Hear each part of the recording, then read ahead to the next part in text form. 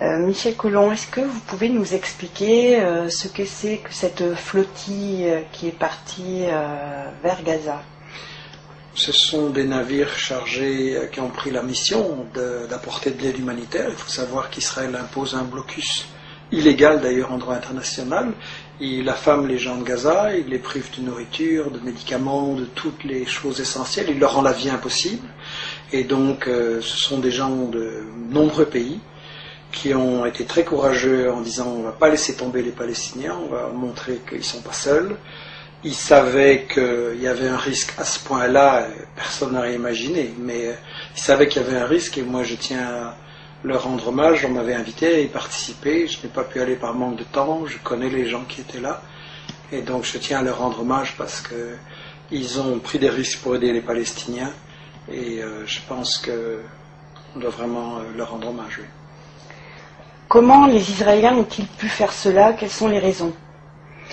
Je pense que, en fait, les Israéliens prétendent qu'ils sont une démocratie, mais en volant les terres, les maisons par la violence, en attaquant tous les voisins, ils appliquent en fait ce que Ziegler, dans une interview qu'il m'a accordée récemment, disait c'est le fascisme à l'extérieur.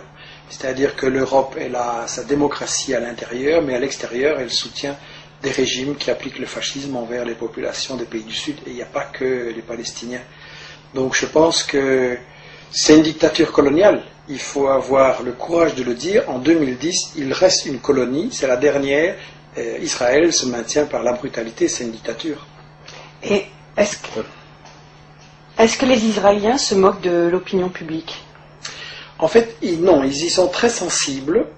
Ils ont peur de perdre leur image d'État démocratique, recherchant la paix, blablabla, et ils y sont sensibles. Le problème, c'est que l'opinion publique ne s'exprime pas assez. En fait, il y a de plus en plus de gens qui se rendent compte qu'Israël ment, qu'il ne recherche pas la paix, qu'il cherche des excuses hypocrites, mais cette opinion ne se fait pas encore assez sentir. Les dirigeants politiques maintiennent leur soutien à Israël. Il faut absolument amplifier l'information alternative. Il faut absolument aussi démolir les mythes de ce que j'appelle la propagande de guerre israélienne, par laquelle ils se présentent, par exemple, toujours en victime. Dans ce cas-ci aussi, les navires de guerre attaquent des humanitaires et Israël a encore le culot de se présenter comme étant la victime et ses soldats en danger. Là, c'est flagrant aujourd'hui. Mais en réalité, ils font ça tout le temps. Et le problème, c'est que les médias n'ont pas répondu à ça. Les médias laissent passer en général. Israël se présente toujours en rôle de victime. Justement, le président français Nicolas Sarkozy a réagi ce midi en disant que la réaction des Israéliens avait été disproportionnée. Qu'en pensez-vous? Je suis scandalisé. Quand le président français dit que la réaction israélienne est disproportionnée, c'est un menteur. Parce qu'une réaction disproportionnée, ça veut dire une réaction qui est légitime, mais qui exagère. Et ça fait référence, à ce qu'on appelle en droit international la légitime défense. C'est-à-dire qu'un État qui est attaqué a le droit de se défendre, mais il doit répondre sans exagérer.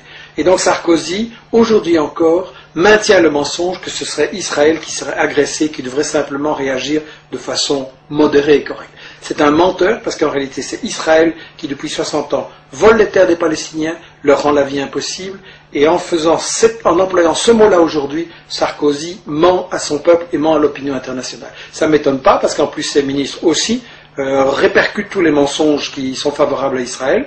Vous avez une ministre de l'Intérieur, Madame Alliot-Marie, qui a eu le culot d'encourager à faire un procès contre les personnes qui en France appellent à boycotter les produits illégaux d'Israël.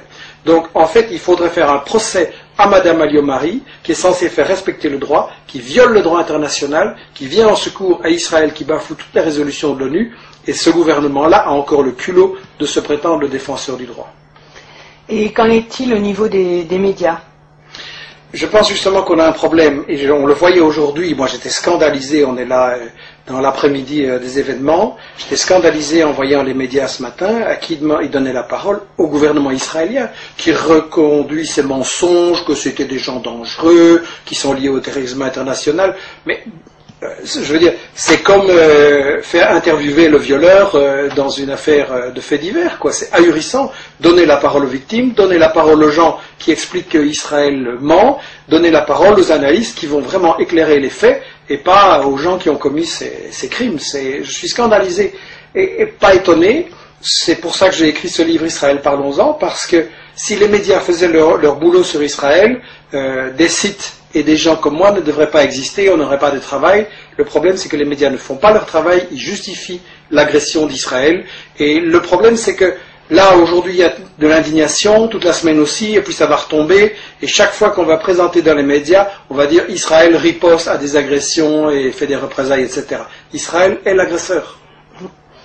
Et suite à ce drame, qu'est-ce qui va se passer selon vous?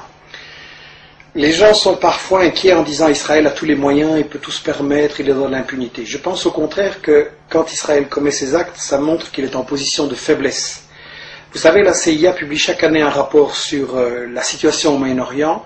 D'habitude, il est très optimiste et l'année dernière, il était au contraire catastrophiste en disant dans 15 ou 20 ans, Israël n'existe plus. Et tout simplement, ils se rendent compte qu'Israël, avec son arrogance, son agressivité, est en train de retourner l'opinion publique internationale contre eux et qu'ils vont se faire complètement isoler. Et si le monde arabe, il y a un peu moins de gouvernements traîtres et vendus aux États-Unis et un peu plus de gouvernements qui défendent les intérêts de leur population, qui veulent, comme Chavez, utiliser le pétrole, non pas pour enrichir les multinationales et enrichir quelques milliardaires, mais pour mettre fin à la pauvreté, donner l'éducation, les soins de santé, etc. à tout le monde, à ce moment-là, je pense que les choses vont pouvoir changer. Et je crois que ce qui est important, c'est de voir notre responsabilité à tous. L'information, c'est à nous à la faire, avec Internet, avec le travail que j'ai proposé, que tout le monde parle d'Israël et explique la vérité sur Israël. Et à ce moment-là, je pense que là, ça va enfin pouvoir s'arrêter et qu'on va enfin pouvoir imposer une solution de paix et de paix juste au Moyen-Orient.